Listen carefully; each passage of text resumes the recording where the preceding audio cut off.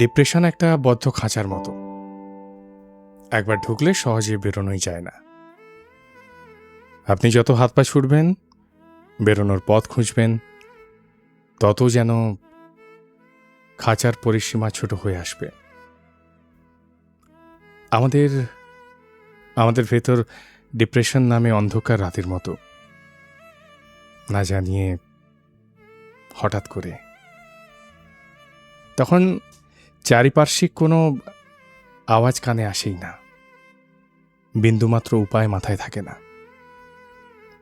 কোনো ডিপ্রেসড মানুষকে একবার সামনাসামনি দেখবেন, চোখ দুটো ঘোলাটে, মুখের আঙ্গিকে ছন্ন ছাড়া ভাব, স্পর্শ কি ভীষণ ঠান্ডা,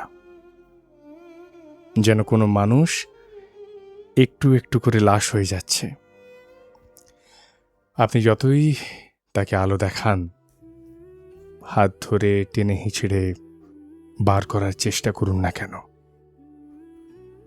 সে এক পাও নড়তেই পারবে না যতক্ষণ না সে নিজে থেকে বেরোতে চাইছে, নিজেকে জড়িয়ে ধরছে।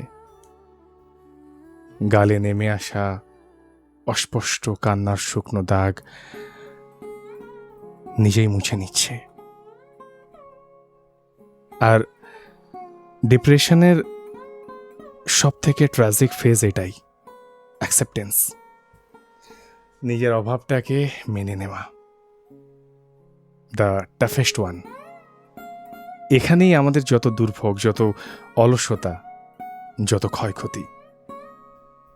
মানুষের সব থেকে বড় ড্রব্যাক যে সে নিজের কাছে হারতে চায় না,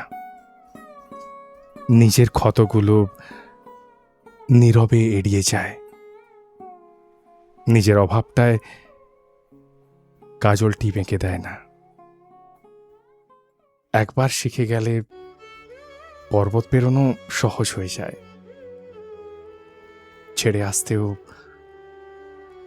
ভয় পায় না আর কেউ। কি মনে হয়?